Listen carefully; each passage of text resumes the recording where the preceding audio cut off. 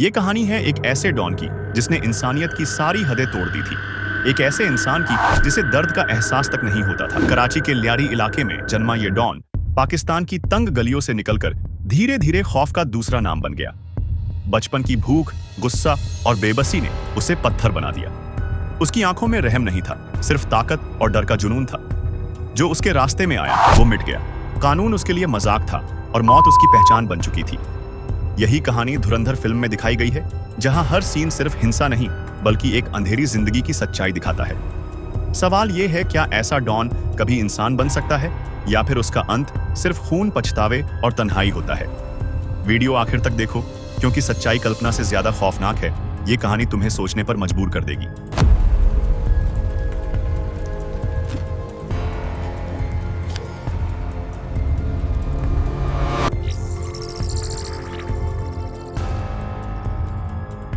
दोस्तों, अगर आपने हाल ही में फिल्म धुरंधर देखी है तो आप जरूर याद रखेंगे कि अक्षय खन्ना ने फिल्म में रहमान डकैत का किरदार कितना दमदार तरीके से निभाया। फिल्म में उनका किरदार शांत और खतरनाक है। हर एक कदम, हर एक नजर दर्शकों में डर और रहस्य पैदा करती है। फिल्म के एंट्री सीन में ही रहमान डकैत का व्यक्तित्व इस कदर उभरता है कि आपको लगता है यह केवल एक किरदार नहीं बल्कि एक जीवित व्यक्ति है जिसकी रणनीतियां और क्रूरता पूरे मिशन को चुनौती देती है। लेकिन क्या आप जानते हैं कि इस किरदार की असली कहानी और भी डरावनी और हैरान करने वाली है? फिल्म ने हमें सिर्फ उसकी छवि दिखाई, लेकिन वास्तविक रहमान डकैत का जीवन पर्दे के सामने और भी भयानक था। रहमान डकैत का असली नाम था सरदार अब्दुल रहमान बलोच। उनका जन्म 1975 में कराची के लियारी इलाके में हुआ। यह इलाका उस समय गरीबी, अपराध और ड्रग्स की तस्करी के लिए जाना जाता था। बचपन से ही रहमान का जीवन कठिनाइयों और संघर्ष से भरा रहा। उसके पिता अब्बू मोहम्मद और माता खदीजा बीबी गरीबी में बच्चों को पालने की कोशिश कर रहे थे। लेकिन छोटी उम्र में ही रहमान का जीवन ऐसे मोड़ पर आया जहां उसने अपराध की दुनिया में कदम रखा। यही वह दौर था जब रहमान ने अपनी हिंसक प्रवृत्ति का परिचय देना शुरू किया। कहा जाता है कि 13 साल की उम्र में ही वह पहली हिंसक वारदात में शामिल हो गया, जिसने उसके जीवन को पूरी तरह बदल दिया। लेकिन सबसे डरावनी घटना उसकी मां की हत्या थी। हाँ, आपने सही सुना। रहमान डकैत ने अपनी मां का गला घोंटकर हत्या कर दी और फिर उन्हें पंखे से लटका दिया। यह कांड उसके क्रूर और भयभीत करने वाले व्यक्तित्व का सबसे भयानक प्रमाण है। फिल्म धुरंधर में अक्षय खन्ना ने इसे बहुत सूक्ष्म लेकिन डरावने अंदाज में दिखाया है। फिल्म के सीन में रहमान की चालाकी, रणनीति और खतरनाक शांत स्वभाव पूरी तरह से नजर आती है। और असल जीवन में भी यही रहमान डकैत था, शांत, भयावह और किसी भी समय विस्फोटक। 19 साल की उम्र तक पहुंचते पहुंचते रहमान पूरी तरह से अपराध की दुनिया में डूब चुका था। उसने लियारी के कई हिस्सों पर कब्जा कर लिया।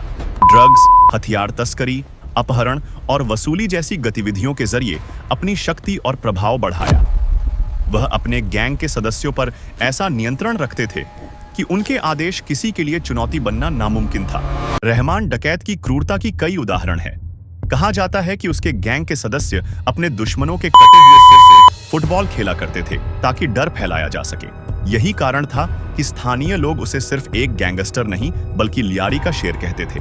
लेकिन रहमान सिर्फ हिंसक नहीं था, वह राजनीति और स्थानीय सत्ता के तंत्र से भी जुड़ा था। इस ताकत के चलते वह कई सालों तक कानून और पुलिस की पहुंच से बाहर रहा। इस तरह वह अपने इलाके में लगभग अछूत महसूस करता था। लेकिन हर शक्ति की अपनी सीमा होती है। धीरे धीरे पुलिस और सुरक्षा एजेंसियों ने उसके खिलाफ कार्रवाई शुरू की और 9 अगस्त 2009 को कराची पुलिस के साथ हुई एनकाउंटर मुठभेड़ में रहमान डकैत की मौत हो गई। वह केवल 34 साल का था। इस मुठभेड़ में उसके कई साथी भी मारे गए। रहमान की मौत के बाद गैंग की कमान उसके करीबी सहयोगी उज्जैर बलोच ने संभाली। फिल्म धुरंधर में अक्षय खन्ना ने इस अंत को बहुत प्रभावशाली ढंग से दिखाया है। जैसे स्क्रीन पर रहमान डकैत की हर रणनीति, हर चाल, हर खामोशी आपको उसकी खतरनाक सोच का एहसास कराती है, वैसे ही असली जीवन में भी वह अपने समय का सबसे खतरनाक गैंगस्टर था। रहमान डकैत केवल एक गैंगस्टर नहीं बल्कि लियारी का शेर था। लियारी कराची का एक पुराना और घनी आबादी वाला इलाका है जो गरीबी, तंग गलियों और अपराध के लिए जाना जाता है। इसी कठिन और हिंसक माहौल ने रहमान को अपनी राह चुनने पर मजबूर किया। उसे इलाके में डर और आतंक का पर्याय माना जाता था। उसका अपराधी जीवन बेहद कम उम्र में शुरू हुआ। मीडिया रिपोर्ट्स के अनुसार सिर्फ 13 साल की उम्र में ही वह पहली हत्या में शामिल हो गया। समय के साथ उसकी हिंसक प्रवृत्ति और भी विकराल हो गई। सबसे भयानक घटना थी कि उसने अपनी ही मां का गला घोंटकर हत्या कर दी और फिर उन्हें पंखे से लटका दिया। स्थानीय लोग उसे इसलिए ल्यारी का शेर कहते थे क्योंकि वह अपने गैंग के जरिए इलाके में पूरी तरह आतंक फैला चुका था। उसके गैंग के सदस्य दुश्मनों के कटे हुए सिर से फुटबॉल खेलते थे, जिससे भय और शक्ति का संदेश जाता। सिर्फ डर ही नहीं, रहमान का गैंग आर्थिक रूप से भी बेहद ताकतवर था। स्थानीय व्यापारियों और आम लोगों से वसूली करता था। उसकी मृत्यु के बाद भी गैंग का प्रभाव कम नहीं हुआ और कमान उसके करीबी सहयोगी उजैर बलोच ने संभाली। दोस्तों, रहमान डकैत सिर्फ एक गैंगस्टर नहीं था, वह भय, शक्ति और रणनीति का प्रतीक था।